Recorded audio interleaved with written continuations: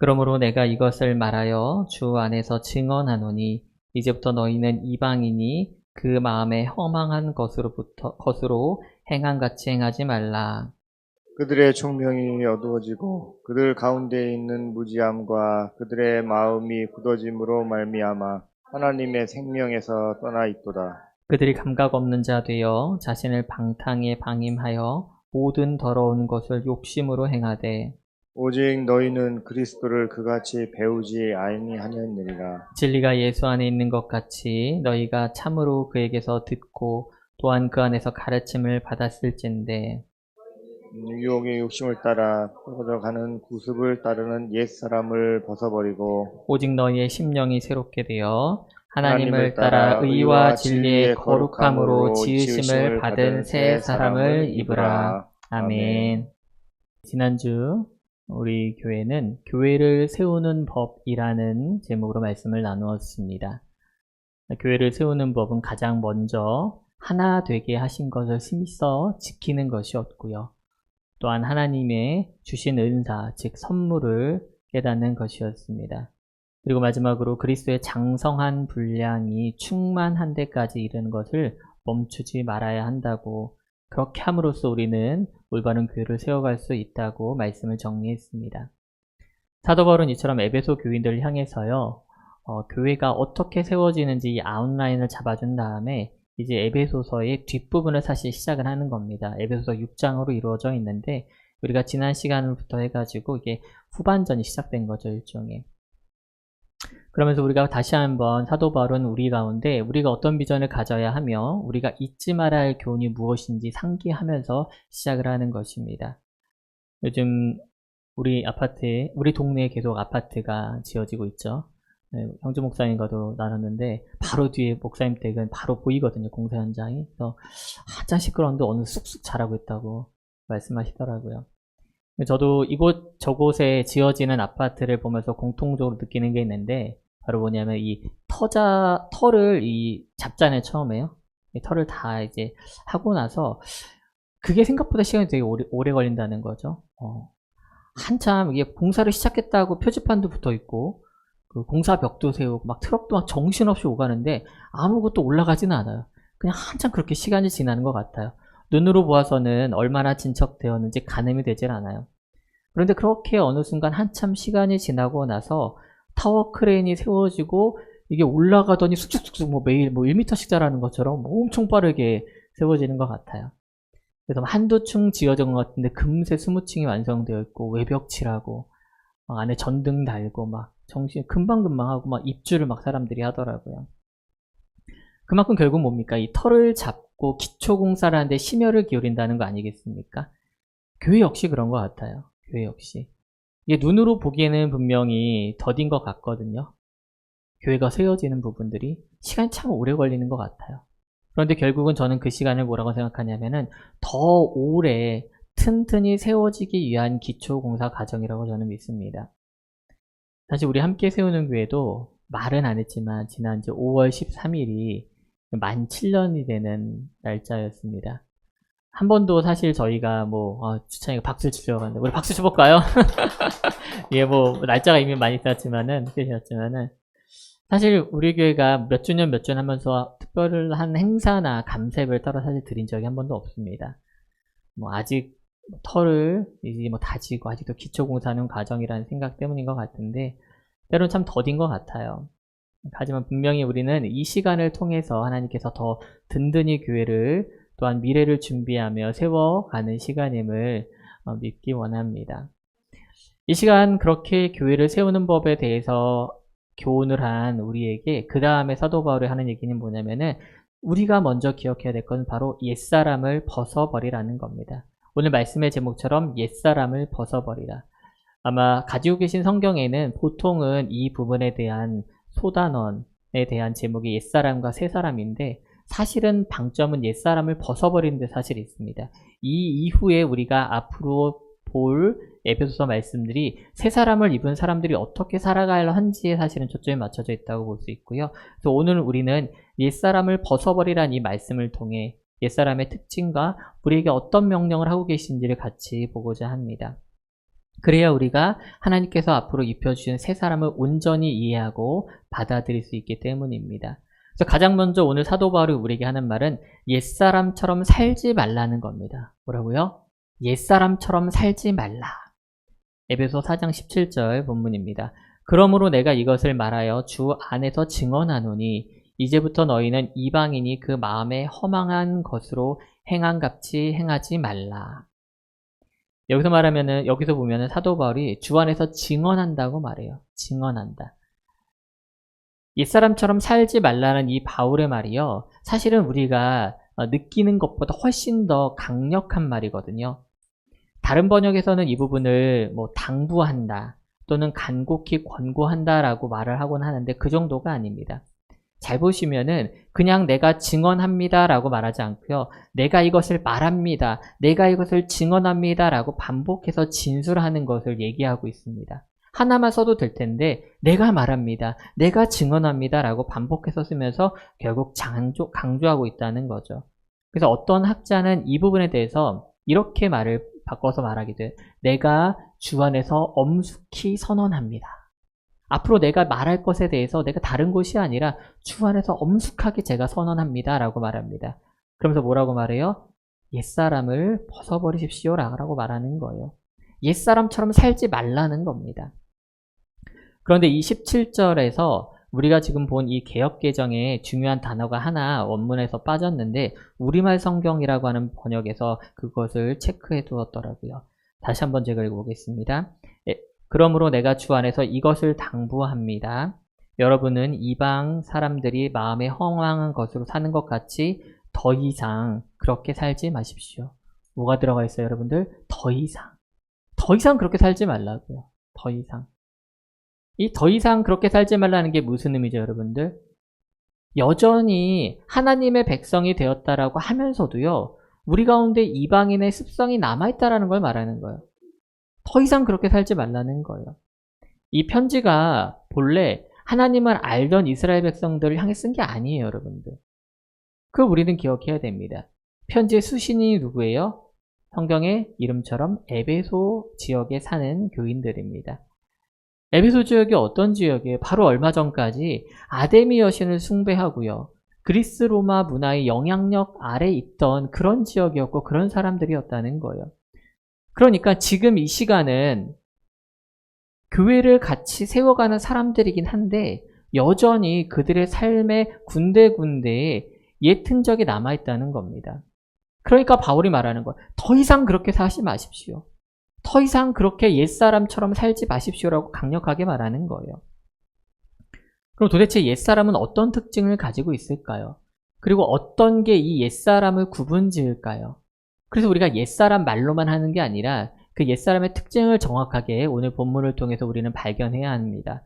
옛사람의 첫 번째 특징이 뭐냐면요, 여러분들 바로 영적으로 무지한 사람들이에요. 뭐라고요? 영적으로 무지한 사람. 옛사람의 특징은 영적으로 무지한 사람입니다. 4장 18절을 세 번역으로 제가 읽어보겠습니다.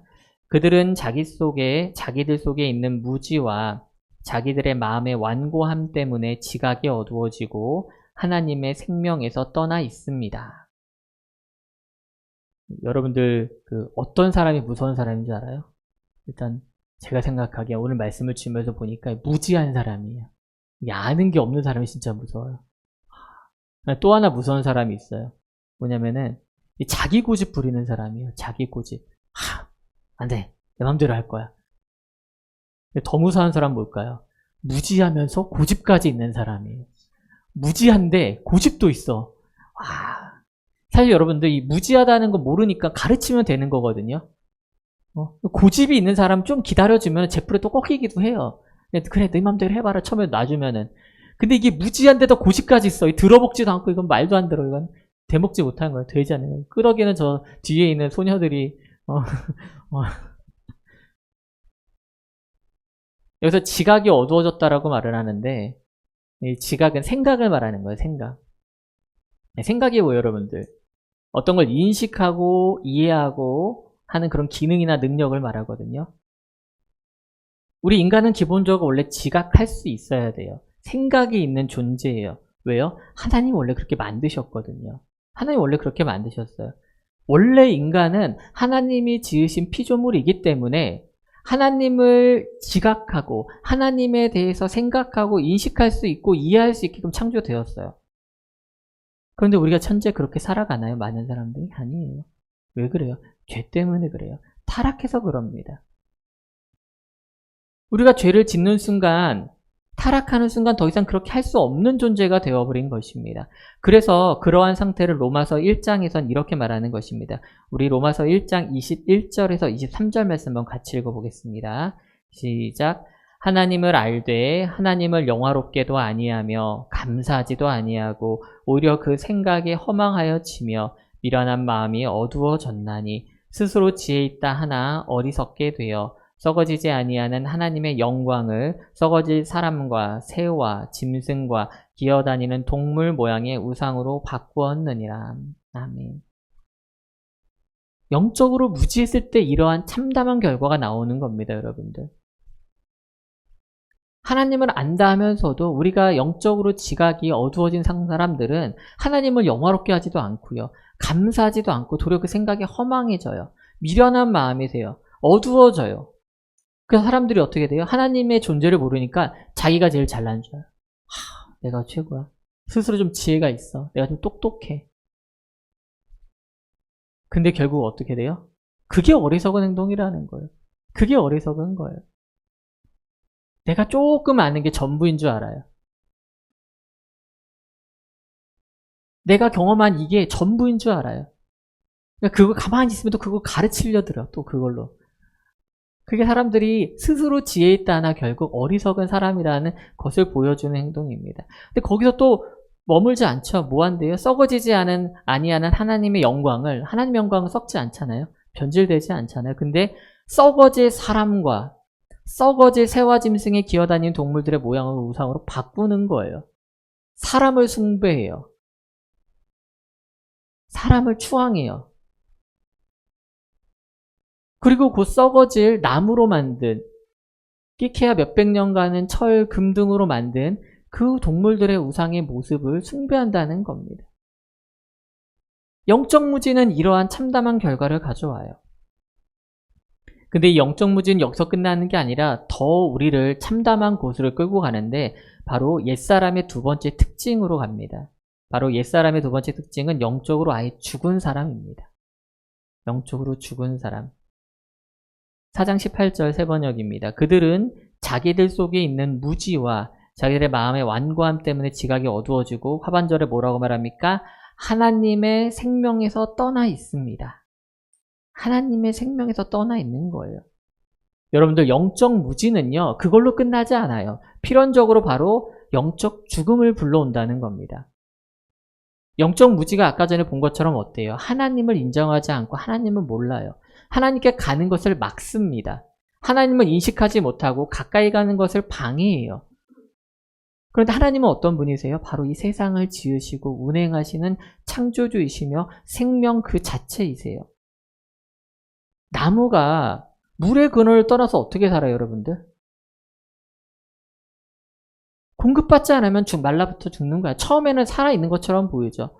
우리 예쁜 꽃들 아무리 땅에 있어서 예뻐서 내가 가져오면 뭐래요? 자르는 순간부터 죽어가는 거 아니에요? 생명의 근원으로부터 떨어지는 순간 죽어가는 거예요. 사실 죽은 게 확정된 거 아닙니까, 여러분들? 그런데 이런 생명이신 하나님께 가지 않으니 영적 무지로 단절됐으니 우리는 당연히 죽은 영적 존재가 될 수밖에 없다는 겁니다. 에베소서 2장 1절은 그래서 우리를 이렇게 말합니다. 그는 허물과 죄로 죽었던 너희를 살리셨도다. 뭐라고요? 죽었던 너희를 살리셨대요. 중요한 건 뭐예요? 우리가 죽은 존재라는 거예요. 우리가 죽을 것 같은 존재가 아니에요, 여러분들. 내가 죽어가고 있는 존재가 아니라고요. 이미 죽은 존재라고 우리를 분명하게 말합니다, 성경은. 죽었으니까 살리신 거 아니에요, 여러분들? 안 죽은 사람을 살려요? 죽었으니까 살린 거예요. 완전히 죽었기 때문에 그리스도 예수의 그 보혈로 우리를 완전히 살려내신 줄 알기 원합니다. 하지만 여전히요, 이 세상에는요, 영적으로 죽은 사람이 너무도 많아요. 영적으로 죽은 사람이 너무 많아요. 우리가 육으로 죽은 사람은 눈으로 알아보죠, 여러분들. 어때요? 호흡이 멈추고요. 심장이 더 이상 뛰지 않아요. 시간이 지나지 않아요. 그럼 피부색이 바뀌기 시작합니다. 저는 그걸 2차례나 목격을 했어요. 저희 친할머니를 돌아가실 것 같다는 소식을 듣고 막 급하게 달려갔어요. 감사하게 유언을 들었어요. 남기신 말씀을 들었어요. 그리고 몇 시간 지나지 않아 하나님 곁으로 가셨어요. 2박 3일 동안 장례를 치르고 마지막에 이제 염을 하고 하관을 하면서 입관을 하면서 할머니를 예쁘게 단장해 줬어요. 그 할머니를. 살아있을 때도 화장 잘 안 하시던 분에게 분칠을 이렇게 예쁘게 해주시는지. 근데 제가 발끝에 서 있었거든요. 발끝에. 발은 화장 안 하잖아요. 발은 색깔이 변해 있더라고요. 얼굴은 살아있는 것 같은데 발은 푸르스름하게 변해가고 있더라고요. 저희 장모님은 진짜 돌아가신 지 몇 시간 안 된 상태에서 찾아갔어요. 홍성으로 돌아가셨고 아침에 연락이 와서 아내랑 막 그날 비가 엄청 왔어요. 며칠 전 우리 비 온 것처럼. 왜냐면 우리 장모님 이때쯤 돌아가셨거든요. 7월 11일 날. 그날 아침도 비가 억수로 왔어요. 진짜 그 가는 한 10분 거리를 가서 헐레벌떡 갔는데 병실에 아무도 없고 저희 장모님만 딱 누워 계시는데 주무시는 것처럼 보여요. 진짜 주무시는 것처럼. 그래서 뭐 처리할 게 있어서 바로 준비를 못하고 다른 식구들 올 때까지 기다려서 그 병실에 저와 아내와 장모님만 딱 3명이 한 3시간 정도 있었던 것 같아요. 만져도 보고 울어도 보고 살아계신 것처럼. 나중에 또 역시나 우리 할머니처럼 아무리 곱게 화장을 했어도 몸의 색깔이 변하시면 어쩔 수 없더라고요. 이처럼 우리가요, 육신의 죽음은요, 바로는 아닌 것 같지만 결국엔 드러나요. 눈으로 드러나요. 근데 영적으로 죽은 사람은 바로 구별되지 않는 게 문제입니다. 우리가 왜 못 알아볼까요? 영적으로 죽은 존재는 영적인 눈으로 보아야 하기 때문입니다. 그렇다면 영적으로 죽은 사람, 즉 옛사람은 어떻게 드러날까요? 그게 바로 3번째 옛사람의 특징인데 옛사람을 구분짓는 것은 바로 도덕적으로 타락하고 방탕함으로 그가 드러납니다. 에베소 4장 19절 3번역 말씀 우리 한번 같이 읽어보겠습니다. 시작. 그들은 수치의 감각을 잃고 자기들의 몸을 방탕에 내맡기고 탐욕을 부리며 모든 더러운 일을 합니다. 이 감각이 없는 자, 감각을 잃었다는 게 뭐냐면요. 이 피부가 굳어져서 더 이상 아픔을 느끼지 못하는 거예요. 원래 피부라는 게 어때요, 여러분들? 건드리면 자극을 주면 아파하고 회피하고 또는 재생이 되고 그래야 되잖아요. 근데 이게 얼마나 굳어졌는지 느끼지 못하는 거예요. 그게 감각을 잃은 자예요. 더 이상 아픔을 느끼지 못한 상태가 되는 겁니다. 우리가 아픔을 느낀다는 게 되게 중요하죠. 안 아프면 좋겠지. 아니에요, 여러분들. 아픔을 느끼지 못하잖아요. 그러면은 치료할 생각을 못해요. 그럼 썩어 문들어가는 거예요. 고칠 타이밍을 놓치는 거죠. 그러니까 이 영적으로 무지해서 죽은 사람, 옛사람, 이 사람들은 어때요? 영적인 죄에 대한 감각을 잃어버린 거예요. 그러니까 그 결과가 자명하죠, 여러분들. 여기 뭐라고 나옵니까? 수치의 감각을 잃었다고 나와요. 제가 한번 궁금해서 수치심을 한번 찾아봤어요. 수치심이 어떻게 된 단어인가 봤더니 부끄러울 숫자에 부끄러울 치자로 이루어져 있더라고요. 부끄러워하는 마음이죠. 근데 그 중에서 가운데 단어인 치자를 보니까 부끄러울 치자가 귀 이자랑 마음 심자로 이렇게 이루어져 있더라고요. 귀 이자랑 마음 심자. 그래서 해석을 보니까 우리 사람이 그런 거잖아요. 여러분들 어때요? 부끄러우면 어때요? 귀가 빨개지지 않아요? 그것을 형상화한 거라고 하더라고요. 부끄러움을 느끼는 사람은 귀가 빨개지거든요. 근데 저는 이 한자를 보면서 성경적으로 이런 생각을 했어요. 진리의 귀를 닫으면은 이 마음까지 전달이 되지 않겠구나. 귀가 닫혀버리면은 우리 가운데 진리가 들어오질 못하는구나. 그러니까 어떻게 되는 거예요? 부끄러운 게 뭔지 모르는 거예요. 잘못된 게 뭔지 모르는 거예요. 생각을 못하는 거예요. 그러니까 죄의 길로 가는 거예요, 사람들. 자기 몸을 방탕한 것에 내맡기고 탐욕을 부리고 더러운 일을 하고 수치의 감각을 잃어버린 것. 그게 바로 영적으로 죽은 사람들 아닙니까, 여러분들? 그게 옛사람의 모습 아니냐고요. 결국 우리는 어떻게 해야 됩니까? 말씀에 귀를 열어야 돼요. 하나님의 말씀이 내 마음에 와 닿아야 한다고요, 여러분들. 그래야 우리가 수치의 감각을 되살리고요. 타락과 방탕으로 가는 우리의 그 걸음을 멈출 수가 있는 거예요. 듣기 싫어. 아, 됐어. 이대로 살래. 그게 끝이 아니라고요. 우리 특별히 청소년들 잘 들어야 됩니다, 여러분들. 여러분들 가운데 들려오는 많은 말들이 있을 거예요. 주변에서 하는 많은 말들이 있어요. 여러분들을 내가 비하하거나 여러분들을 나쁘게 보는 게 아니라 여러분들은 온전하게 그것을 판단할 준비가 아직 덜 되었어요. 그게 어른들과 어린이의 차이예요. 여러분들에게 많은 기회가 있어요. 여러분들은 자신만의 기준을 세워갈 거예요. 지금 여러분들 나이가 그 나이 아니에요. 그래서 자꾸 기존의 것들과 부딪히는 거 이렇게 자연스럽거든요, 여러분들. 그게 잘못된 건 아니에요.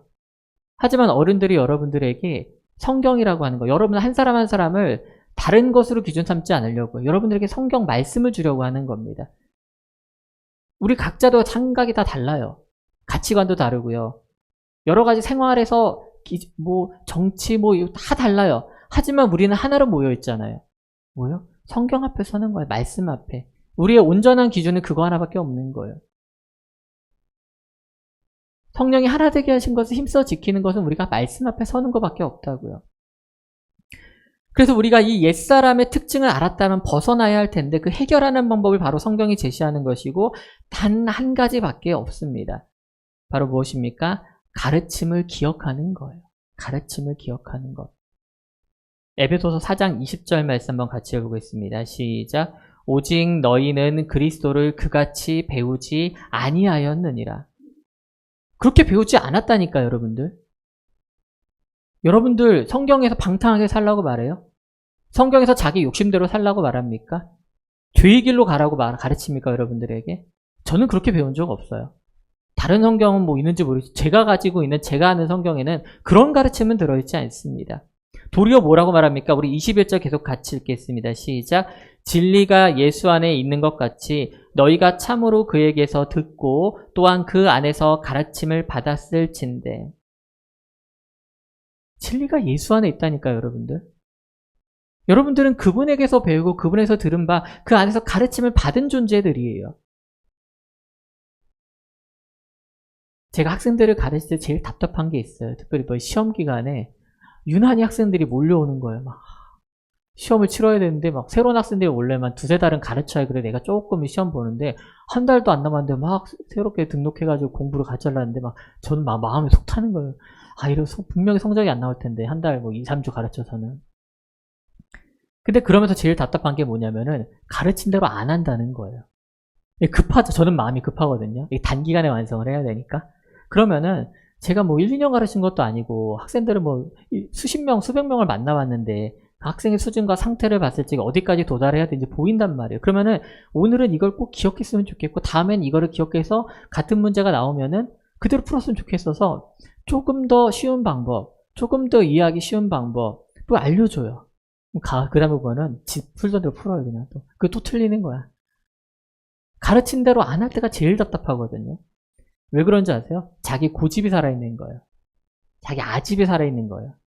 제가 더 쉽고 안전한 방법으로 알려줘도 굳이 어렵고 힘든 길로 돌아가요. 그게 비단 문제 하나 푸는 것에만 국한될까요? 아니죠, 여러분들. 신앙생활도 그런 것 같아요.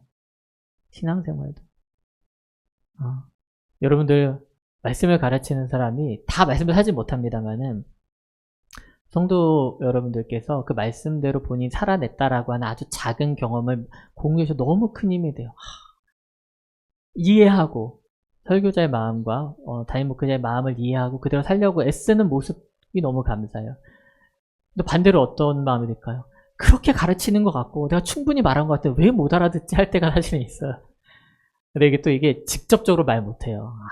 이게 되게 우회적으로 성주 목사가 이렇게 웃으시는데 또 직접 말하고 상처받거든요. 또 이게 방법이 다 좋은 것만 아니에요. 다 진리는 진리지만 어떻게 또 전달하느냐, 이게 예쁘게 포장하느냐에 또 문제도 있기 때문에 굉장히 우회적으로 말해야 될 때가 있어요. 우리 학생들에게도 그래요. 답답하죠. 너 그렇게 살아야 되겠어. 토요일날 데려놓고 하고 있으면은 아니야, 잘하고 있어. 우리 한 번 또 우리 말씀도 한번 들어볼까? 너무 잘하고 있어. 예, 인내심이 필요합니다. 우리 어제도 우리 경주에 대해서 얘기했죠, 학생들. 훈련도 필요하고 인내심과 절제가 필요하다고, 목표까지 달려가는 것을 멈추지 말아야 한다고 말씀을 나눴는데, 이것은 저도 그렇고 여러분들도 그렇고 우리 모두가 그런 것 같아요. 결국 우리가요, 옛사람을 벗어버릴 수 있는 방법은 단 하나밖에 없는데 뭐예요? 예수 그리스도의 가르침을 기억하는 거예요. 가르침 그 받은 그대로 기억하고 살아내면 되는 거예요. 여러분들, 내 속에서요, 계속해서 죄의 습성이 스물스물 올라와요. 죄의 목적이 뭐예요? 나를 지배하는 거거든요, 여러분들. 내 수하에 두는 거예요. 그래서 쉽게 말해서 죄의 꼬봉으로 부르려는 거예요, 여러분들. 예수 그리스도와 멀어지게 하고 하나님의 사랑을 모르게끔 영적 지각을 못하는 상태로 다시 이끌고 가고 싶은 거예요. 영적 무지에서 끝나지 않고 영적 죽음을 끌고 가고 싶은 거예요. 그게 죄의 목적이고 여러분들 향한 그들의 계략이에요, 여러분들. 그때 우리는 어떻게 해야 됩니까? 단 한 가지 기억해야 됩니다. 예수님께서 가르쳐 주신 그 가르침을 기억해야 한다는 겁니다. 또 멈춰! 외쳐야 돼요, 멈춰. 저희 때는 없었는데 우리 아이들 키우다 보니까 유치원에서 배워오는 말이 있더라고요. 그 낯선 사람들한테 다가오면은 세 가지, 여러분들 기억나요? 찾을 때 안 돼요, 싫어요, 도와주세요. 이거 들어보셨어요? 키울 때 기억나세요? 그걸 배웠더라고요. 안 돼요, 싫어요, 도와주세요. 이렇게 유치원 때, 저학년 때 하면서 이렇게 나쁜 어른들이 다가오면 하라고, 이렇게 손대려고 하면 하라고 하더라고요. 죄가 다가오면요, 여러분들, 옛사람이 스물스물 올라오려면 말해야 돼요. 안 돼요! 싫어요! 그리고 또 뭐 해야 된다고, 여러분들? 마지막에 도와주세요. 왜 내 힘으로 할 수 없으니까 도와주세요. 우리를 돕는 자 있잖아요. 누구세요? 성령 하나님이시잖아요. 보혜사 하나님이 우리 옆에서 도와주시잖아요. 에베소 4장 23절과 24절 말씀 같이 읽겠습니다. 시작. 오직 너희의 심령이 새롭게 되어 하나님을 따라 의와 진리의 거룩함으로 지으심을 받은 새 사람을 입으라. 아멘. 아멘. 오직 너희의 심령이 새롭게 되어. 여기서 말하는 심령은 푸뉴마라고 하는데요. 이 푸뉴마라고 하는 단어는 항상 성령 하나님을 가리키는 단어로 성경에 등장을 합니다. 결국 우리가요, 예수 그리스도의 가르침을 기억하면서 이 옛사람을 벗어버리고 새로운 심령이 되는 건요, 결국 성령 하나님이 이끄시는 일이라는 겁니다, 여러분. 그걸 깨달아야 돼요. 도와주세요라고 하는 우리의 목적지가 확실해요. 성령 하나님께 붙들어 다는 삶을 살게 해달라고 말을 해야 한다는 것입니다. 결국 우리는요, 예수 그리스도의 가르침을 기억하면서 옛사람을 벗어버리고 새로운 심령이 세워져야 돼요, 여러분들. 성령 하나님께서 우리를 하나님의 뜻대로 살게끔 인도하신 줄 믿기 원합니다. 의와 진리의 거룩함으로 지으심 받은 새 사람을 있게 하는 줄 믿으시기 원합니다. 여러분들, 내가 약해요. 제가 부족해요. 그걸 인정했을 때 우리는 도움을 청해야 되는 것이고 도와주세요라고 하는 정확한 방향성이 있어야 한다는 겁니다. 오늘 말씀을 정리해 보겠습니다. 우리 옛사람을 우리는 벗어버려야 합니다. 영적으로 무지했던 옛사람을 벗어나는 것은요, 여러분들, 결국 예수 그리스도의 가르침을 기억하는 것밖에 없습니다. 영적으로 죽은 자가 살아난 방법은요, 여러분들, 참 생명 되시는 하나님께 나아가는 방법밖에 없는 줄 알기 원합니다. 허망한 생각을 가지고 타락하며 방탕한 삶을 벗어버리는 것은요, 여러분들, 다른 방법이 없어요. 성령님께서 나의 심령을 새롭게 하심으로 내가 새 사람을 입을 수 있는 것인 줄 믿기 원합니다. 사랑하는 성도 여러분, 의지를 갖고 하나님께 나아오세요. 주님, 제가 옛사람을 벗어버리고 싶습니다. 근데 제 힘으로 되지 않습니다. 옛사람이 무엇인지도 이제 알았고 제 속에 옛사람이 여전히 살았으면 싶다는 걸 알았는데 죄가 안 됩니다. 주님 앞에 과감하게 엎드리기 원합니다. 내 의지와 결단만으로 안 돼요. 누가 필요해요? 보혜사, 즉 우리의 삶을 도우시는 그 성령님이 필요하신 겁니다. 그래서 성령께 도와주세요. 우리가 외쳐야 되는 줄 믿습니다. 그럴 때 우리는 올바름으로 우리를 인도하시고 다시 한번 새 사람으로 입히시는 하나님의 은혜를 입게 되는 줄 믿습니다. 결국 이 옛사람을 벗어버리라는 명령 앞에 우리의 소망은 다른 것이 없습니다. 주님의 가르침을 기억하는 것, 우리의 소망 대신 예수를 더 아는 것, 더 깊이 체험하는 것 밖에 없는 줄 압니다. 오직 주님의 사랑으로만 우리가 변화될 수 있는 줄 믿으시기 원합니다. 우리 시간 그 마음을 가지고 주님, 우리가 주를 더 깊이 알기 원합니다. 그래야 우리가 옛사람을 벗어버리고 새사람을 입을 수 있는 힘을 갖겠습니다. 우리 이 시간 다 같이 일어나셔서 주여, 내 소망은 주 더 알기 원합니다. 이 찬양으로 주님 앞에 우리의 오늘 결단을 함께 올려드리기 원합니다.